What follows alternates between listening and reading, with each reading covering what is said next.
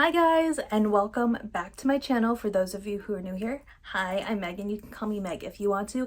And today's video is going to be a reading wrap up, aka all of the books that I've read so far this year. So just to preface, I set my reading goal, Goodreads reading goal for this year at a very low 26 books because I knew when I started this year that I wasn't going to get a lot of time to read because I was full-time student teaching. I was in my last year of grad school, so that just wasn't going to give me as much time as I usually do to read.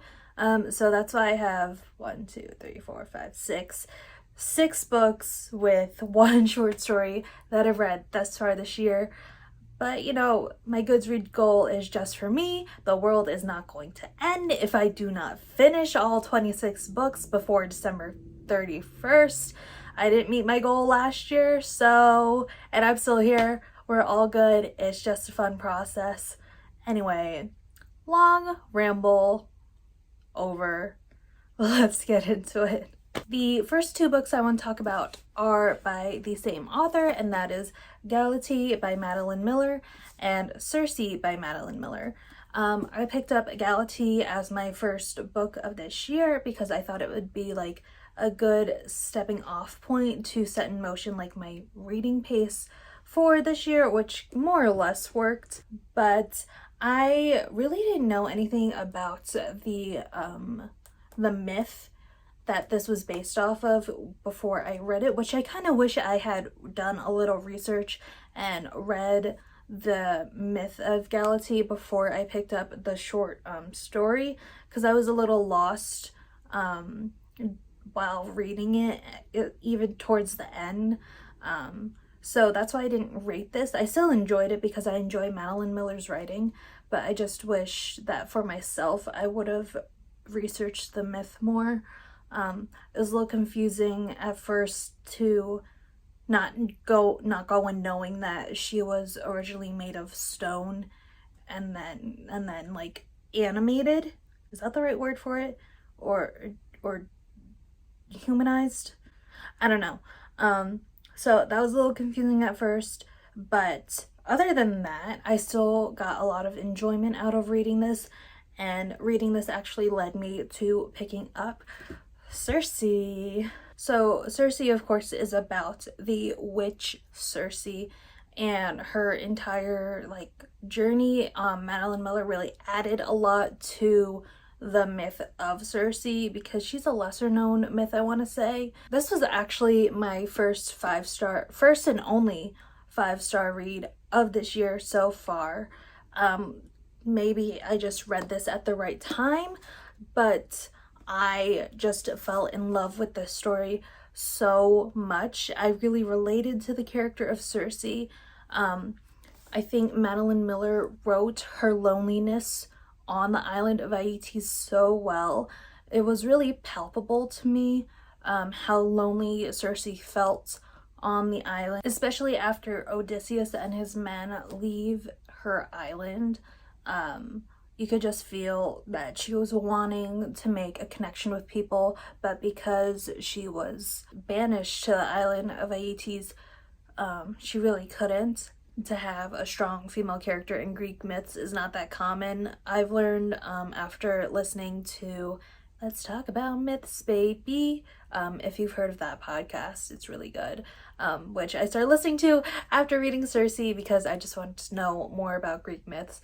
But it was really nice to have a strong female character because it is not that common, because Greek myths were mostly told by men.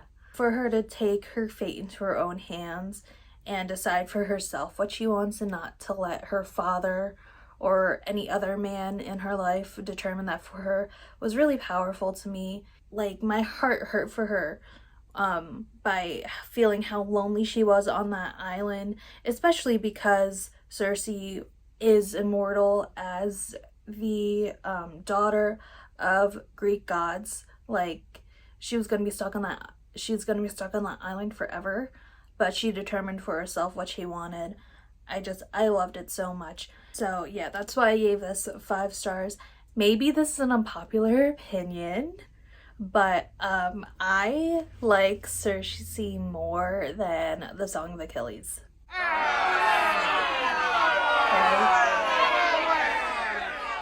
Unpopular opinion, but I think it was a better book. I think I enjoyed it more, but I still love Song of Achilles, and every time Achilles or Patroclus was mentioned in Circe, my heart broke a little bit because I was just reminded of the story, and every time it was like Achilles and his lover Patroclus, I was like, oh. And now I want to reread the Song of Achilles again, but like Megan, you can't reread every single book that you love because you have an entire TBR shelf or shelves, bookcases full of books that you haven't read yet. But yeah, that is Circe.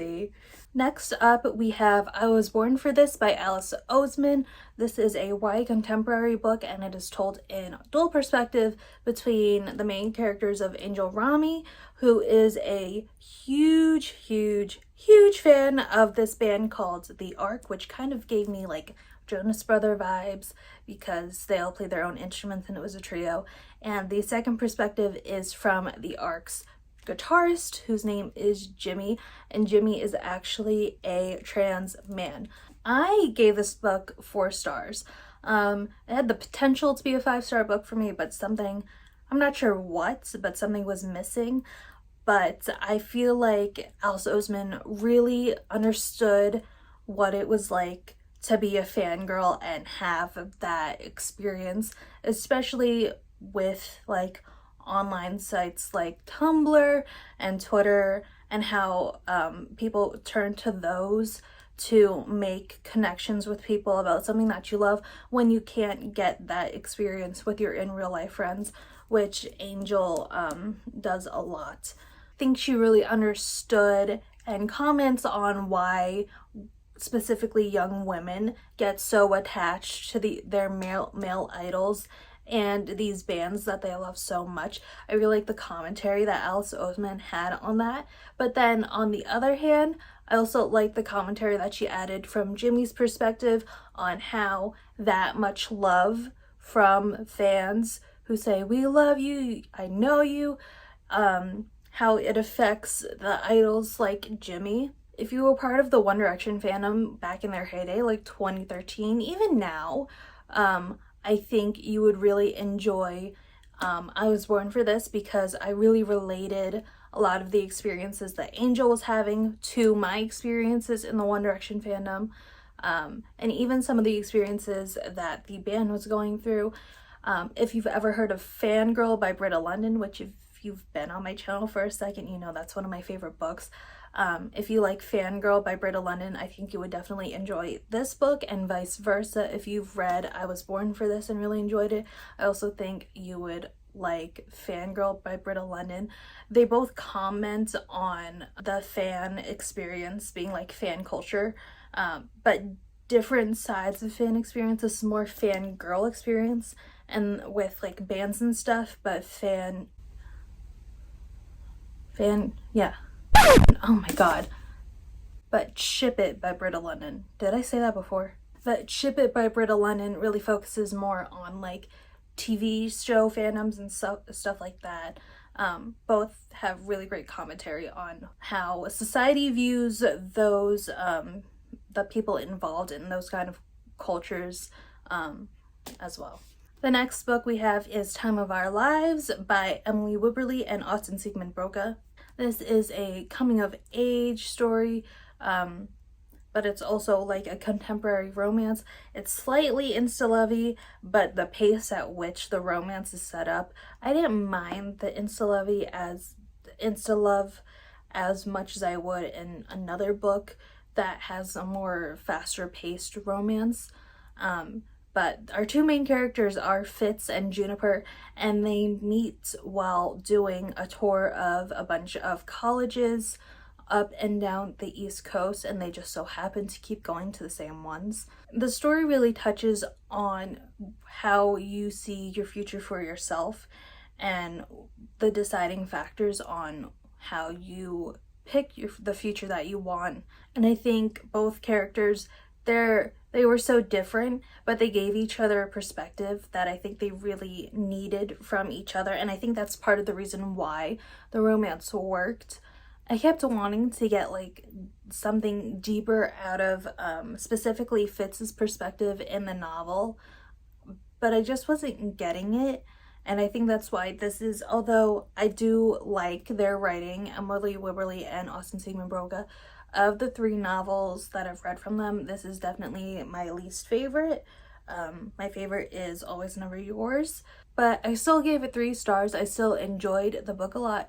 I actually, I brought this on a trip to Disney with me back in January. So I started it on the plane ride down and finished it on the plane ride back up. But on the plane ride back up, coming home from Disney, I finished this with like 30 minutes left on the plane ride. So I was like, what do I do for the rest of the plane? Because of course I was a little dummy and didn't bring an extra book with me in case I had finished this one. I thought she would be thick enough that I wouldn't need to bring another book, but I was wrong. Of course, Megan, you should have prepared for this. I think I ended up just playing solitaire on my phone for the rest of the flight. But I think if you're someone who's about to go off to college or just about to go on a huge life change of some sort, this would be a really good book to pick up and may help you feel more secure in whatever feelings you're having about going through a major life change, such as going off to college or even switching up your career or something like that. I think this might give you good perspective on it. All right, and then of course after reading all of that romance and contemporariness, I wanted to do like a bit of a change up. So I picked up Roseblood by A.G. Howard. This had been on my shelf to read for years. Let's see, this is a hardcover, so I got it obviously right after it was published, and this was published in 2017, so it's been a couple years and I just picked it up. But I actually picked this up because I was in my feels about Phantom of the Opera closing on Broadway. That is one of my favorite musicals of all time. I was able to see it twice on Broadway, which I feel so incredibly lucky about, but I was just missing it, so I decided to pick this up. And it actually surprised me how much I enjoyed this book. So this is about our main character named Rune, and she is going off to an elite boarding school in France for like performers. She is a singer. I don't remember if there are other like non-singers there, like musicians, because all of her friends are singers.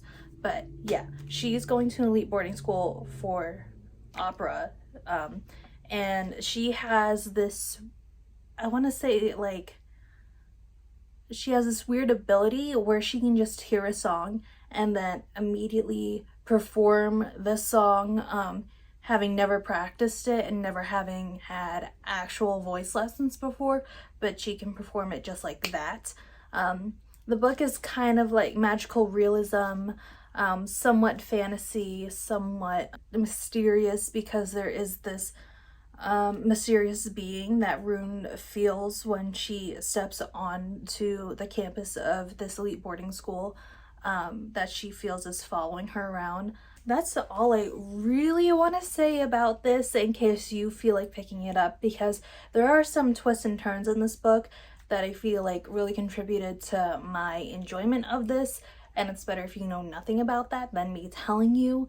I will say that although it is like a twist on the Phantom of the Opera story, it's not just Phantom of the Opera, the musical that Andrew Lloyd Webber did. It also takes inspiration from the original book by Gaston Leroux, and also what inspired Gaston Leroux to write his book. So it draws inspiration from all of those, but you don't need to really know the Phantom of the Opera book or the process behind writing that book to get enjoyment out of this. The second to last book that we have is Boyfriend Material by Alexis Hall. So before I picked up this book, I actually texted my friend Meals and I was like, hi, I need you to choose for me. I'm going on a 5-hour long train ride to Boston and I need a book for this. So I sent her a picture of Boyfriend Material and another book that I'm actually going to talk about next. And I was like, which one do I bring with me? She's like, Meg, you need to read Boyfriend Material. So I picked it up on my train ride. I loved it so much. I also gave this, I think, 4 out of 5 stars on Goodreads. But this is a gay romance. It is also a fake dating romance between these two men named Luke and Oliver. They start fake dating to honestly help their careers. But this is just so cute and fluffy, and I loved their like dynamic with each other so much. It made me laugh out loud so many times. Like when I was on the train to Boston, I ended up getting a seat in the silent car, which I didn't realize, but like thank God I was on the silent car. But I kept making these faces or like giggling to myself, and I was like, I hope no one sitting close to me pays too close attention because they must think I'm so weird. But it made me laugh out loud so much. I enjoyed it so much, and honestly, when I'm rating books on Goodreads, I'm not part of my rating is like content wise, but most of it is just how much did I enjoy it, and I super enjoyed this. Again, such a cute romance.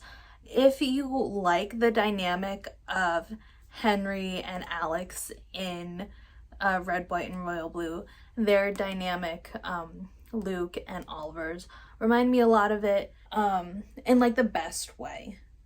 Not to compare to MLM romances to each other just because they're MLM romances, but the dynamics were similar.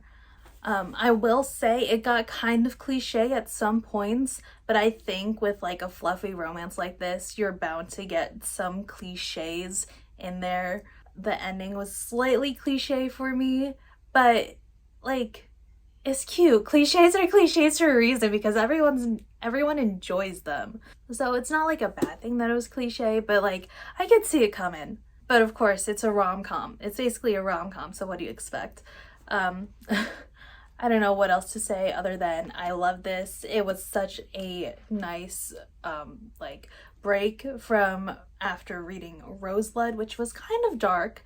Not gonna lie, it's kind of dark, and honestly, I was slightly scared at some points reading Roseblood because there is that mystery element to it. So this is nice to pick up afterwards. While I was in Boston, I was reading it while staying at my friend's house for a little bit while she was like at work. And I just found myself laughing out loud so much and did not want to put this down. And last but not least, this is my most recent read that I was gonna say this is the most recent read that I've read, but like kind of duh. So my most recent read, and the one that I mentioned that I texted my friend Meals and I was like, which one should I choose, is Every Summer After by Carly Fortune. This is an adult second chance romance book, also told in dual timeline. So I'm not sure if I can articulate my thoughts that much because it is so fresh in my mind and I'm still working through the emotions of it. Not that I think I've articulated my thoughts on the other books so good, but you know, we're trying our best. This is a romance between our main character Persephone, or Percy that she likes to go by, and her childhood friend Sam. And they met because she had a summer house on a lake and he was the neighbor. This book reminded me a lot of Love in Other Words by Christina Lauren, which is not a bad thing, because I loved Love in Other Words so much. It's one of my favorite books of all time. But like the similarities, there's a lot. However, I still really enjoyed Every Summer After. However, I wish there was like 100 more pages or even 50 more pages than what we got, because I don't know if you've seen the shorts that I've been posting of me like reading this, but it kind of wrapped up too quickly in my opinion. There were 20 pages left and we had just gotten to the climax of the story of like why Persephone and Sam broke up in the first place, and everything. It felt like it was wrapped up in a nice little bow. I feel like that's a critique I have of a lot of romance books that I've read, where they could have had at least 50 to 100 more pages to go more in depth with resolving everything, because again, it was just a little too fast, too quickly wrapped up. I feel like Percy's character could have been more fleshed out, especially resolving all of the conflicts that she had and like personal issues that she had. But again, I still really enjoyed it. This is definitely one of the more spicy romance novels that I've read, which I didn't mind. It was nice, but I think the pacing of the spiciness and the sex scenes could have been spaced out more, because there was one point where it just felt like every other chapter had a sex scene. So pacing wise, I feel like that could have been better.